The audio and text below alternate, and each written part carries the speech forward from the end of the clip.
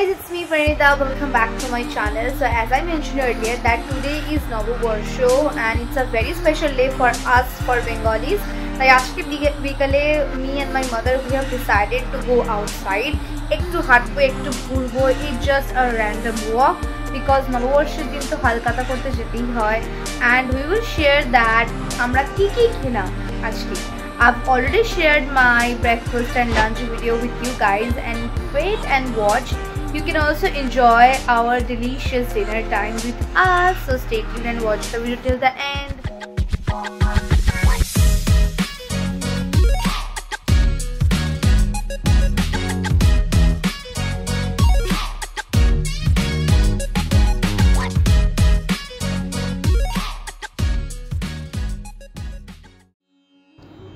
আজ 14 এপ্রিল নববর্ষ, পহেলা বৈশাখ বাঙালিদের জন্য এক খুবই গুরুত্বপূর্ণ দিন।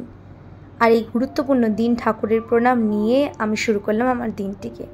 তারপরে আমার সুন্দর ব্রেকফাস্ট, নানপুরি আর তরকারি, দেখি কত ডিলিশিয়াস লাগছে। তারপর আর কি একটু ঘুরতে ঘুরতে মায়ের কাছে চলে গেলাম হাত বাটাতে। বানালাম আমার ফেভারিট ডালের বড়া। ডালের বড়া বানাতে গিয়ে আমার একটু গরম লাগছিল ঠিকই, কিন্তু কিছু করার নেই, তাই না? পছন্দ মতো খাবার খাওয়ার জন্যে তোমাকে একটু তো খাটনি করতেই হবে। মা এদিকে পাশে মাংস মাছের তরকারি রান্না করছিল আর আমি পাশে পাশে একটু পেঁয়াজ কুচে, একটু হলুদ, একটু আদা, একটু রসুন সব মিশিয়ে এই সুন্দর ডালের বড়াটা ম্যারিনেট করছিলাম। ভারতের বাঙালিরা ঐতিহাসিকভাবে পয়লা বৈশাখ উদযাপন করে। ত্রিপুরা এবং পশ্চিমবঙ্গ এই দুদিনেই, এই দুই রাজ্যেই পয়লা বৈশাখটি খুব গুরুত্ব হিসেবে পালন করা হয়। এটি একটি সরকারি আঞ্চলিক ছুটির দিন। পশ্চিমবঙ্গ তার ঐতিহ্যবাহী বাংলা ক্যালেন্ডার অনুসরণ করে, যা বাংলাদেশে ব্যবহৃত 14 এপ্রিল যেখানে উৎসবটি পড়ে তার চেয়ে ভিন্নভাবে সৌরচক্রের জন্য সামঞ্জস্য করে। পশ্চিমবঙ্গের উল্লেখযোগ্য ঘটনাগুলির মধ্যে রয়েছে প্রভাত ফেরি নামে ভোরবেলা সাংস্কৃতিক শোভাযাত্রা। এই শোভাযাত্রায় দেখা যায় নাচের দল এবং শিশুরা ভাষা নিয়ে সাজে। রবীন্দ্রনাথ ঠাকুরের গানের সাথে তাদের অভিনয় ও শিল্প প্রদর্শন করে।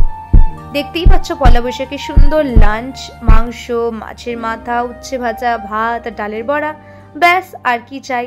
পেট পুজো সেরে ফেললাম, একটু রেস্ট নিয়েই বিকেলবেলা বেরিয়ে গেছি ঘুরতে। দেখতেই পাচ্ছ কত সুন্দর মেকআপ করেছি, যদিও জানি গরমে সব মেকআপ গলে যাবে, তাও একটু এফোর্ট তো দিতেই হয়। তাই জন্য সুন্দর করে টানা টানা আইলাইনার, লিপস্টিক পরে বেরিয়ে পড়লাম মায়ের সাথে। বেরিয়ে দেখলাম এক সুন্দর শহীদ মিনার। আজকে তোমাদের সাথে শেয়ার করবো নিউ ব্যারাকপুরের কতগুলো বিখ্যাত খাবার জায়গা যেগুলো ভীষণ টেস্টি। তার মধ্যে এই হচ্ছে প্রথম, সুরজ ফুচকা। এখানকার দই ফুচকা ফেমাস, লোকে দূর দূর থেকে এখানকার দই ফুচকা খেতে আসে।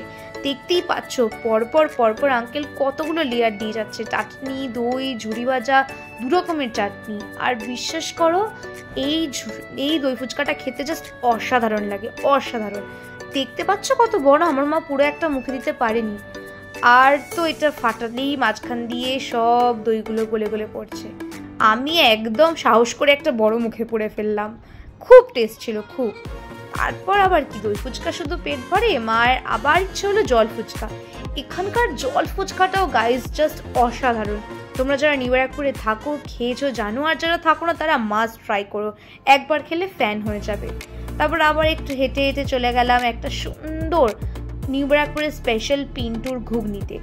গরমকাল কিন্তু তাও গরম গরম ঘুগনি। দেখতেই পাচ্ছ সুন্দর টক, একটু লবণ, একটু বিট নুন, একটু মশলা ছিটিয়ে, তার উপর সুন্দর করে একটু পেঁয়াজ কুচি দিয়ে, একটু ঝুড়ি ভাজা দিয়ে, এটা এত সুন্দর প্রিপারেট করে দিয়েছে তোমাদেরকে আমি কি আর বলবো।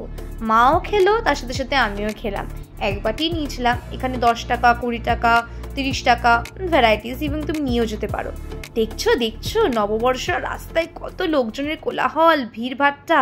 এরই মধ্যে হাঁটতে হাঁটতে আমরা ফাইনাল ডেস্টিনেশনে চলে গেছি, আমাদের সাথী রেস্টুরেন্ট নিউ ব্যারাকপুরের। ফার্স্টেই অর্ডার দিলাম মোমো। এই মোমোগুলো ছিল 1 প্লেট 50 টাকা। এর মধ্যে 6টা মোমো ছিল, চিকেন মোমো।